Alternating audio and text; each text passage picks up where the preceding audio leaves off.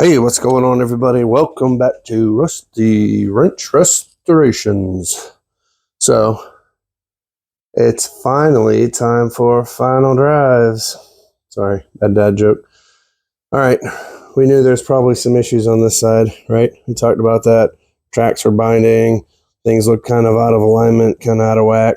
So, the more I start looking at this thing, I realized something looks a little strange here. So, we talked about the bearing cap here. You can see it's broken back here. There's obviously a big gap here. There's lots of dirt and junk in there, so that's not on right. But it looks to be as though this final drive is correct. It might be all the way through. So I can see a spot back here where there's a patch that's been put on. It's been fixed before. So this final drive on this side's definitely seen better days. So all right, I'm going to clean this one up real quick, grind it off, and see if maybe we can't see the size of this crack and how bad it is or what it came from. I mean, who knows? I mean, they could have just maybe from the tracks being tightened, or they could have hit something. Who knows? It happens, right? Let's see what we got going on here. Oh, yeah. The gift that keeps on giving.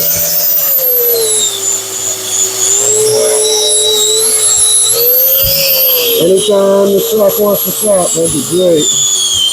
Alright, looks like that's it about there.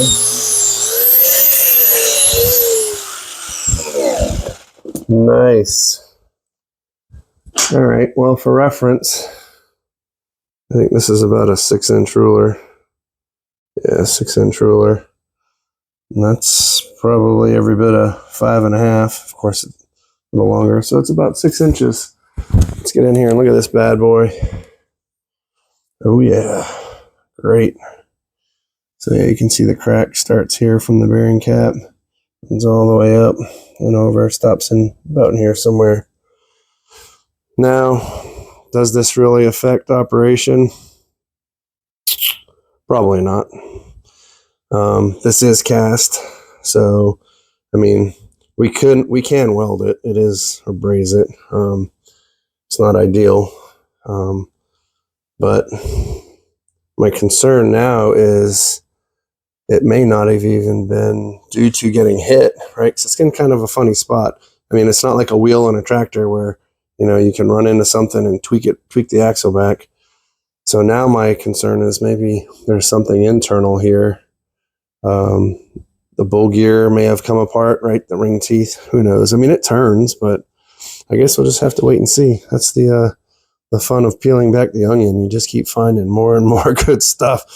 The only bad thing is these things tend to get more and more expensive as we have to buy more and more parts and pieces. So anyway, well, so we got a crack. Not the end of the world. We can replace this final drive housing. I planned on rebuilding this one anyway. Oh my goodness. Second earthquake. Hopefully you can see me. There we go.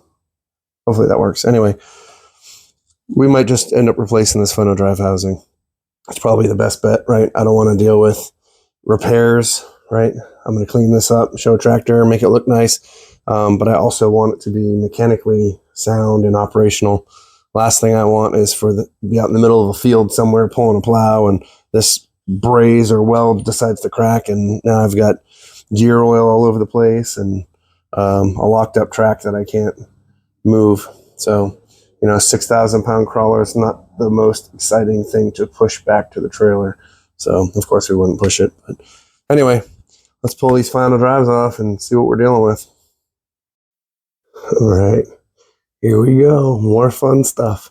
The hits just keep coming, right? All right. So this is a bracket that holds this drawbar hitch on the back. All right. So this is from another crawler I had. Just to show you an example, you have the support cross member that goes all the way through to the other side, right? And this piece slides on there. As you can see, it's square for the channel. Anyway, So it's got carriage bolts. So a carriage bolt is where the head of the bolt is square at the top. It fits inside of a square. Put this back on here. Fits inside of the square here and fits in like a puzzle piece. It keeps it from turning, so you don't have to have a wrench on this end. You can loosen the nuts from the bottom, loosen them and tighten them, right?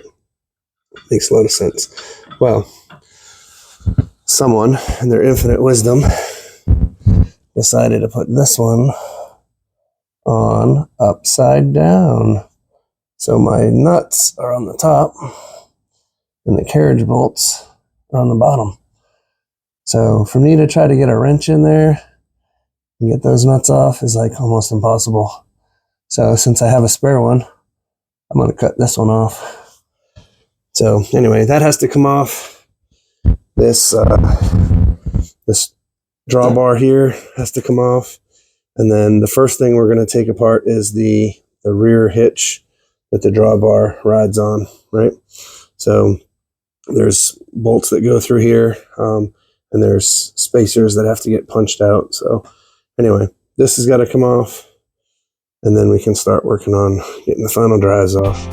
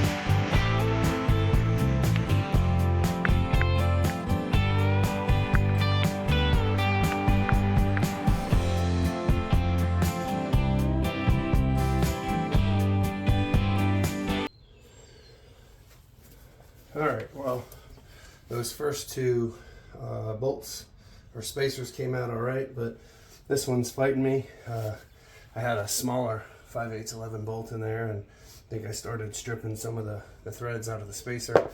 So I got a longer grade 8 bolt, put that in, tried hitting it. Doesn't look like it's even attempting to move. So probably a little late in the game for this, but I always tell you to put Coroil on it. I'll put some Coroil on it. Put some on this bottom one too. And we're gonna give it some heat. Let's kick it up a notch. All right. So, oxygen and acetylene. Where is my microphone? I lost my microphone. All right, let me stop this video here and find a microphone. Always something, right? I found my microphone. Probably sounds a little better. All right, so in case we missed that, those first two spacers came out okay. This third one is giving me a hard time. The 5/8 11 bolt that I had, I didn't really thread it in all the way. I think I might have stripped some of the beginning threads in the spacer out. So I got a longer grade 8 bolt, threaded that in, tried whacking on it a bit, still didn't want to move. So I sprayed a little Coroil on there. Probably a little late to do that, but whatever. And we're going to give it some heat because it's probably going to be the best way to get this removed today. So this is just a welding brazing tip on here. Got a rosebud tip in here. I'll show you what this looks like. This is really what you want to get things nice and cherry hot, but unfortunately this is a different manufacturer. This is all Hobart stuff here. I have no idea what this is, but this isn't compatible with this torch handle, and the other torch handle that I have that it is compatible with doesn't have check valves. So if you don't know what a check valve is, that's this little section here. It allows gas to flow to the tip, but when it's burning, won't allow that flame to come back, go through the hose and light your tank on fire, because that would be a bad day for everyone, including my neighbors. So that being said, safety first, make sure you always have check valves installed on your handle of your torch. I don't know, we'll probably get into a torch video one of these days, but basically just a mixture of oxygen and acetylene. Turn our acetylene on here, turn on our oxygen. And for this brazen tip, just to heat this up a little bit, I'm only going to do about 5 psi. Let's see, oxygen, I'll turn this on. We set that to about 5 with it flowing. And secure my oxygen. Turn on my handle for my acetylene gas. I'll bring that up to 5 with it flowing. All right, and then I'll shut off my valve. So I have my acetylene and my oxygen set at 5 psi. That's really about all you need for this type of tip. So basically, I'm going to turn on the gas, which is the acetylene. We'll light it, and then we'll add oxygen, add more gas or fuel, oxygen, fuel, back and forth, get a nice centered flame.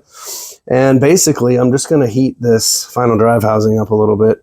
Hopefully, I can get it heated enough where I might even try to get on this drawbar a bit.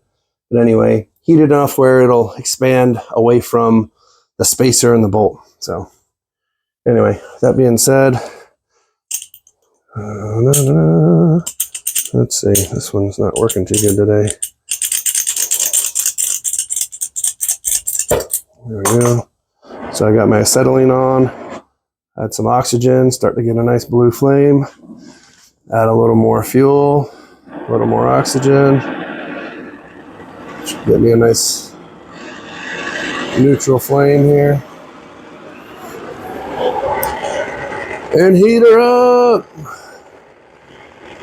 Put another shrimp on the bobby. Obviously, you want to be aware of your surroundings, right? I want to make sure that this flame isn't anywhere near my hose. I don't have a gas tank or a fuel tank or combustible items like this canvas bag over here.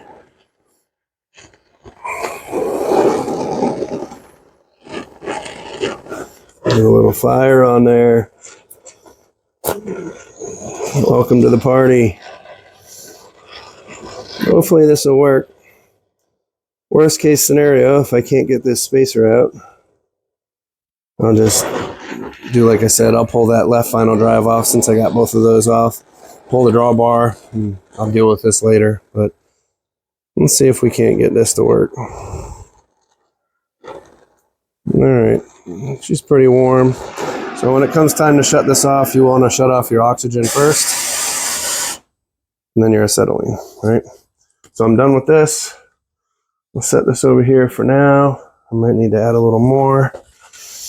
Let's see if we can't drive this bad boy home.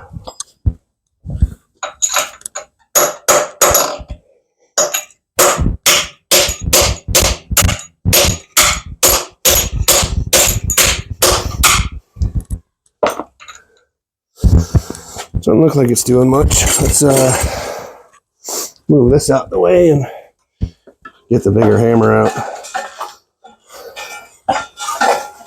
Sometimes if the heat won't do it, bigger hammer surely will, right?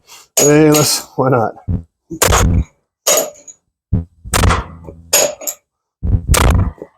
Again, it would help if I hit the punch. Yeah, it's starting to move. And one more. Oh yeah. Smaller punch. Smaller hammer. Boom. Wins every time.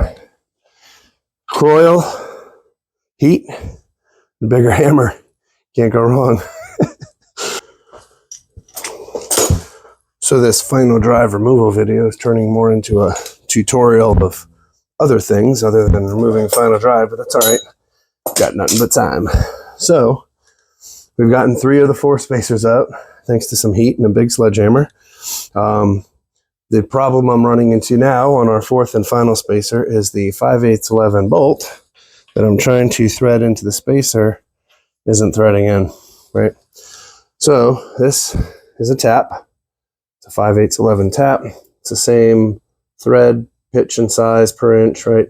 That's basically what that is.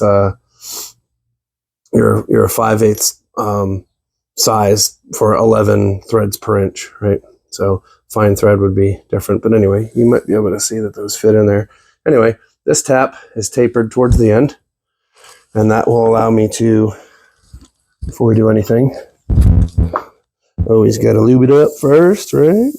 We're still talking about tractors, I promise. All right, so this tap's going to go in. Hopefully, I can get it started and clean up these threads. So it's not in an ideal position because this drawbar's in the way. And maybe I'll do another video on taps and dies in the future. But see if we can't get it started. So basically, a tap, you're going to start it to get in there to clean these threads up that are in there. Or sometimes you might just drill a hole in a piece of metal and use a tap to put threads into that metal for a bolt, right? This is not even starting in there. I'm going to have to clean it out a little better, but anyway, tap, once you get it started, you'll want to advance the tap in, and then you're going to want to back the tap out and advance the tap in and back the tap out. You can see, you look at the end of this, hopefully this is focusing in, but there's basically 4 grooves or channels in here between the threaded parts. And those are just allowing any of the metal, if you're tapping a new hole, or dirt, rust, and debris, if you're cleaning out an old hole, it gives that debris a place to go. And basically when you remove it, it helps clean out those threads so that you can, you don't have metal or debris working against you and getting in the threads that you're trying to clean. So anyway, I'm going to clean this out. I'm going to get it tapped out and get this last spacer out. And then hopefully we'll get this drawbar off today. All right, I decided to start this video back because I think this is an imperative point to make when using a tap. So anyway, I cleaned it out and I got it started. But you'll advance and you're going to feel it start to get tight. That's when you need to back off, wiggle it around. Again, this isn't an ideal situation. It's a hard spot to get to. You typically wouldn't use a crescent wrench. There's a T-handle that goes on here. But anyway, so you'll advance and then remove, wiggle it around a bit, right? Advance some more, wiggle it around a little bit. Anyway, I think we're about as far in as we need to go with this thing. So what I'm going to do is take this out to show you. Again, this is like not the most ideal spot here. Anyway, I don't want you to miss all the good stuff. Keep trying to, hopefully I can capture this so you can see it.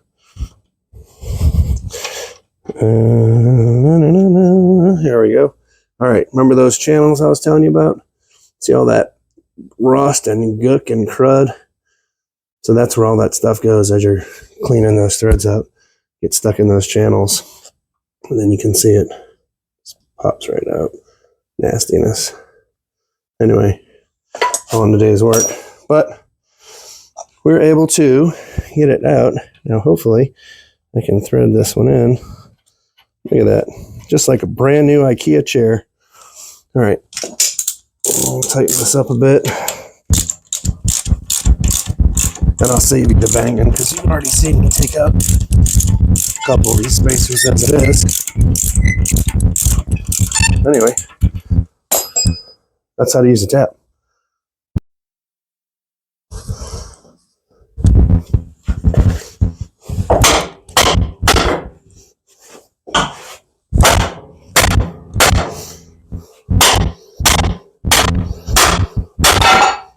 Finally, la la la la la la.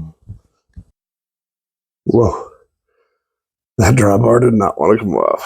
So, I'm tired. I had a lot going on today with this thing. We got a lot done though, right? Got the whole undercarriage assemblies off, the track frames, rear sprockets. Ooh, which way am I going here? The drawbar. Got a lot done. So I'm going to end this video here because I'm sure it's already way longer than it needs to be. But did get to see some good stuff today. got a call from one of my buddies. Actually, I called him, and he's got a final drive for me. Ooh, ooh, ooh. So tomorrow we're going on a field trip.